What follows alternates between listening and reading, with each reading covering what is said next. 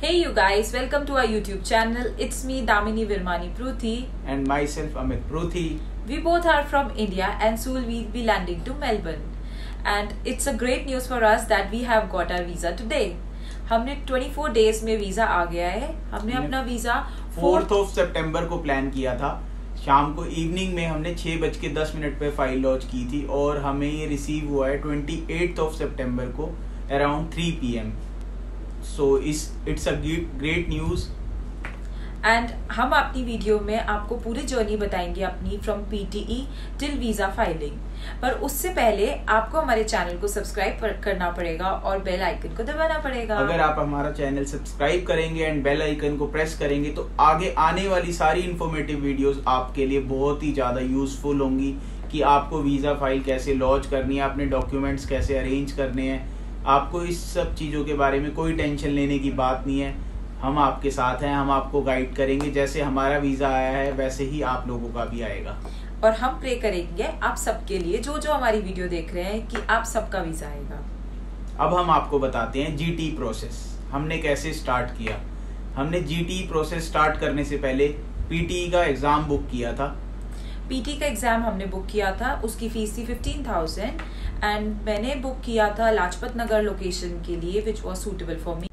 PTE के बाद हमने अपना एजेंट फाइनलाइज करा और हमने 2-3 एजेंट नहीं 4-5 एजेंट से मिले थे हम, क्योंकि सारे एजेंट्स स्पाउस वीज़ा नहीं लगवाते हैं. वो कहते हैं कि पहले स्टूडेंट जाएगा फिर स्पाउस का फाइल होएगा, क्योंकि वो एजेंट फाइल करवाते ही नहीं है. फिर हमें दूसरे एजेंट के पास जाना पड़ता जो विजिटर वीज़ा लगवा के मेरे को वहाँ पे इनके पास भेजता. बट हमें ऐसा नहीं करना था क्योंकि हमें सब क्लास 500 वीज़ा ही अप्लाई करना था और जिसके अंदर हम दोनों एक साथ जा सकते हैं, जिसमें मेरे को फुल वर्किंग राइट्स मिलेंगे बिकॉज ये मास्टर्स करने जा रहे हैं. और उसके बाद हमने अपना एजेंट फाइनलाइज किया. हम अपने एजेंट को अभी डिस्क्लोज नहीं कर रहे. If you want to know कि हमारा एजेंट कौन था तो आप हमें इंस्टाग्राम पे फॉलो करके हमें DM कर सकते हैं और बाकी इन्फॉर्मेशन भी ले सकते हैं. हम बहुत ज़्यादा सपोर्टिव भी है. उन्होंने हमारी वीज़ा फाइलिंग, COE, GT सारे प्रोसेस में हमारे को बहुत सपोर्ट किया है. फिर हमारे पास 2 ऑप्शंस थे जहाँ से हमें ऑफर लेटर रिसीव हुआ था. एक था सेंट्रल क्वींसलैंड यूनिवर्सिटी, एक था लैट्रोब यूनिवर्सिटी. सेंट्रल क्वींसलैंड को ऑप्ट किया बिकॉज वो उसकी जो फीस थी वो हमारे बजट में थी. एक तो हमारे को सेंट्रल क्वींसलैंड की फीस बजट में थी, ऊपर से हमें वहाँ से 25% की स्कॉलरशिप मिली बिकॉज ऑफ इसका एक्सपीरियंस था मल्टीनेशनल कंपनी में 7 ईयर्स का वर्क करने का. उस वजह से इसे स्कॉलरशिप भी प्रोवाइड हुई है वहाँ पे. उसके बाद हमारा जब 25% हमें स्कॉलरशिप प्रोवाइड हुई और हमारी फ़ीस बजट में थी तो हमने सेंट्रल क्वींसलैंड को ऑप्ट कर लिया था. फिर हमारी डॉक्यूमेंटेशन का स्टार्ट हुआ GT का प्रोसेस. फिर उन्होंने हमसे डॉक्यूमेंट्स मांगे.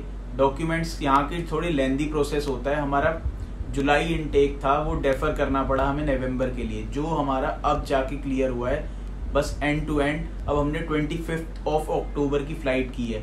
इस वजह से उस डॉक्यूमेंटेशन में ITRs, एजुकेशन डॉक्यूमेंट्स और अगर आपका गैप है तो एक्सपीरियंस कि आपने क्या किया उस बीच में, जॉब कहाँ करी, इन सब बारे में आपको बताना होता है. बाकी कुछ ऐसा नहीं होता. वो टाइम टू टाइम वो आपसे मांगते रहेंगे, आप देते रहोगे. ऐसा कुछ नहीं है कि आपको बहुत ज़्यादा परेशान होना है. बट आपकी ITRs होनी चाहिए अगर आप स्पाउस केस में जा रहे हैं तो अराउंड 12 to 15 lakhs के बीच में. और फंड्स हमारे 1 ईयर की फ़ीस सबमिट की है हमने. स्कॉलरशिप मिलने के बाद हमारा GT का प्रोसेस स्टार्ट होता है. उसके अंदर हमसे डॉक्यूमेंट्स की एक चेकलिस्ट आती है यूनिवर्सिटी की तरफ से कि ये डॉक्यूमेंट्स हमें प्रोवाइड करो. उसके बाद आपकी COE जनरेट होगी GT क्लियर करने के बाद. अब GT क्लियर करने के लिए हमें एक तो उसमें फंड्स शो करने थे और एजुकेशन डॉक्यूमेंट्स, ITRs जो कि होनी चाहिए 12 to 15 lakhs की अगर आपको अपना स्ट्रॉन्ग केस करना है स्पाउस केस के साथ. और इसके अंदर जो फंड्स थे वो लिविंग एक्सपेंस अब जो इंक्रीज हो गया है around 14 lakh rupees for a student और स्पाउस के लिए around 8 lakh rupees plus travel expense. आपको पता ही है सबको $2,000 होता है ईच पर्सन का.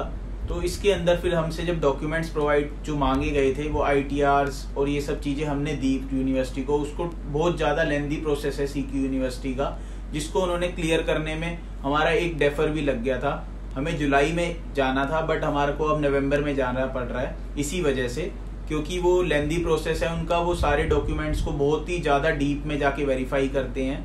अगर आप उतना वेट कर सकते हो तो ही ऑप्ट करना CQ को, बट उनका वीज़ा सक्सेस रेट बहुत ज़्यादा हाई है इसी वजह से, क्योंकि वो अपने डॉक्यूमेंट्स को बहुत ही ज़्यादा वेरीफाई करते हैं, डिटेल में वेरीफाई करते हैं और कोई भी लूप होल को वो रहने नहीं देते हैं। कुछ भी अगर उनको डाउटफुल लगता है तो वो आपसे और डिटेल लेंगे, पूरा डिटेल में जाएंगे।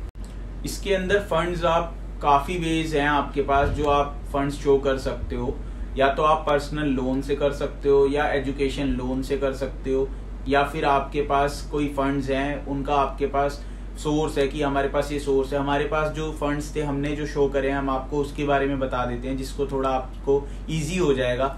हमारे पास एक तो इसकी सैलरी स्लिप्स थी, ये जॉब कर रही है, जो फंड्स शो करे हमने वो सैलरी स्लिप्स दी सारी। उसके बाद हमने एजुकेशन लोन लिया था, एजुकेशन लोन से हमने 1 ईयर की फीस पे करी है, जिससे स्ट्रॉन्ग और केस हो जाता है, क्योंकि अब 6 मंथ्स की यूनिवर्सिटीज बहुत ज़्यादा नहीं है जो ऐसी 6 मंथ्स की लेती हैं फीस, 1 ईयर की आपको देनी ही पड़ेगी आगे आगे। कोई FD भी शो कर सकते थे FD शो, बट अब कुछ आपको ये कंफर्म करना पड़ेगा। हर यूनिवर्सिटीज नहीं मानती हैं FD को, पहले आप कंफर्म कर लेना। अगर आपकी यूनिवर्सिटी एक्सेप्ट कर रही है FD तो आप बिल्कुल शो कर सकते हैं। और इसके अंदर हमने एक मेजर जो फंड शो किया है अपना, वो एक प्रॉपर्टी सेल की थी, उसके अंदर सेल डीड जो हमारे पास थी और हमने जिसको सेल की उसकी दोनों की ही आपको प्रिंट्स चाहिए होंगे, वो स्कैन करके आपको अपने एजेंट को देने होंगे, वो पोर्टल पे ऐड होते हैं इन इंग्लिश के अंदर। आपको नोटरी में जाके अगर आपकी हिंदी में है वो चीज सेल डीड तो आपको उसको इंग्लिश में कन्वर्ट करवा लेना है, वो इजीली हो जाती है कहीं भी। उसके लिए आपको 1000-2000 रुपीज लगेंगे और वहां से आपको उसको नोटराइज करा लेना है और उसकी स्कैन करके भेज देना है, वो लीगली होता है, वो माना जाता है।